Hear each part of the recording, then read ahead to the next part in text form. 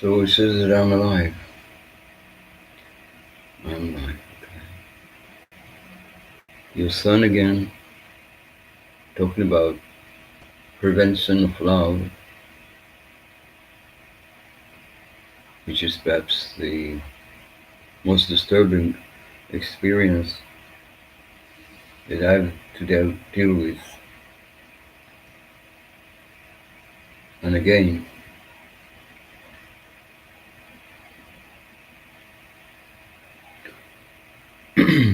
I can start by bringing perhaps Esther Hicks, who, whenever comes somebody with a private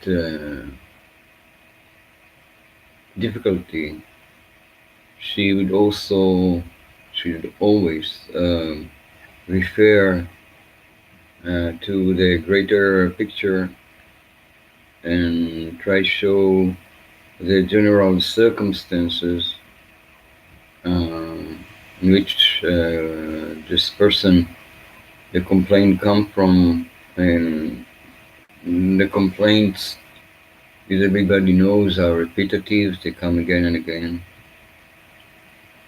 So it is a refreshing suggestion to look at the general picture from which this complaint comes.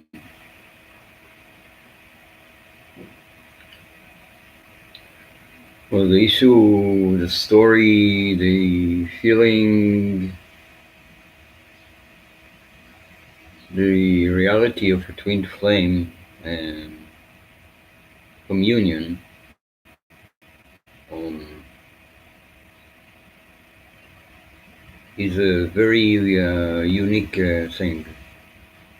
It was never recognized as such, though it existed, and I found several uh, twin flames in history.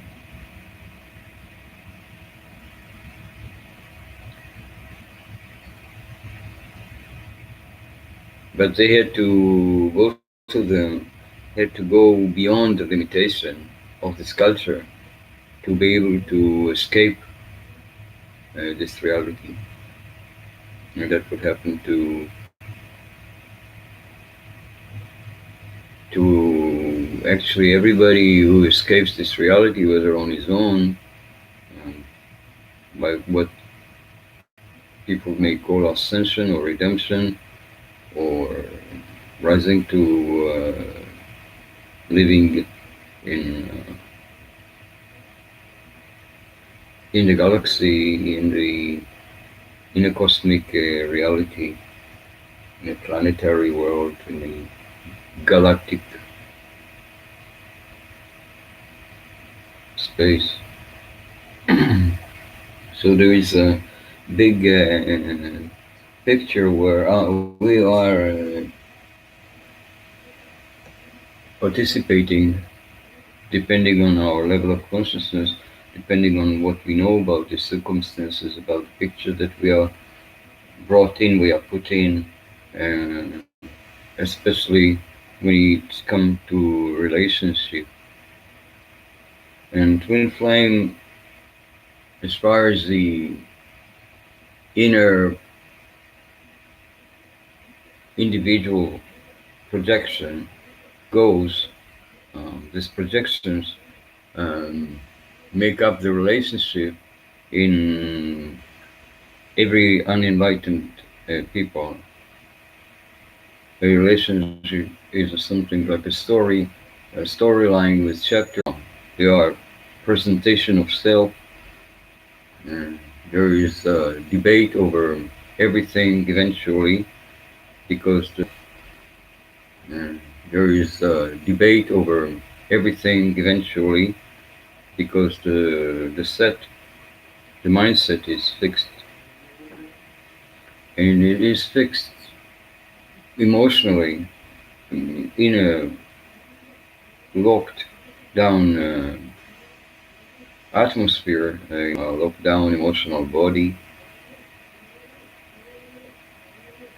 and you see people arguing everywhere because they have this setup of ideas, emotions that concentrated on a certain point now and then a certain point to debate another time, but they don't see the whole field that is debating, that is to the extent where people don't want to talk to each other, they don't want to go very deep with the conversation because soon enough they will come to a disagreement and there will be an argument. Why is it so? Because they're coming from fixed state of fixed standing.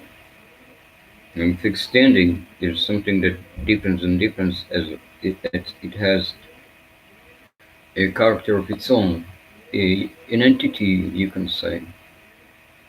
I can compare it to the entity that is called and known as Baal, where people adore Baal as an entity, and Baal is actually the cover name for the quality of ownership by force, forced ownership that is uh, um, became an entity. People think in those cultures that there was, or perhaps there was, one person who emanated this quality. I think I managed to follow him from Congo in Africa, or maybe it was another. But anyway, there could have been a certain known being who introduced ownership to this culture. The ownership is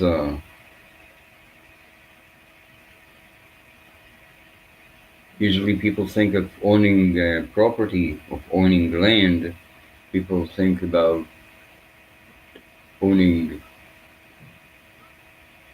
their thoughts, uh, even if the thoughts were given to them, but somebody else, they copied it and pasted it on another, on themselves, so they think they own it because the ownership is a kind of spiritual entity, a spiritual.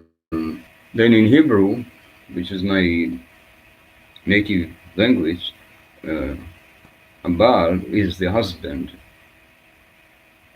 who owns his wives, and the way that he owns them is by forced intercourse,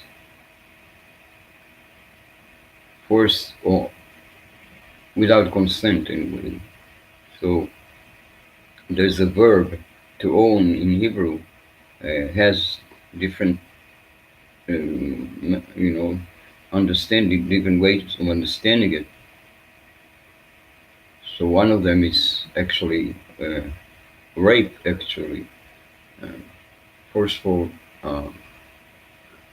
rape or something of this nature. So also in every underlying following level in this relationship, when man force himself over a woman to own her, and then force himself over land, over property to own it, and this is the history of of this culture.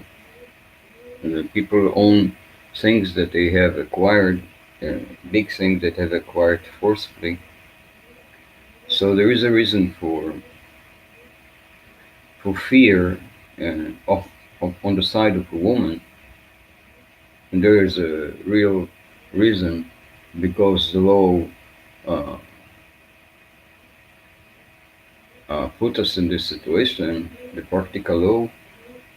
Uh, so then, women, when it comes to the root of the problem of the relationship, uh, it is started with inherited uh, frame of law and circumstances where it is uh, just inevitable that this problem will arise. So I will try to concentrate a little bit and develop it, expand on it a little more. Thank you for watching. For now, your son again. Ciao.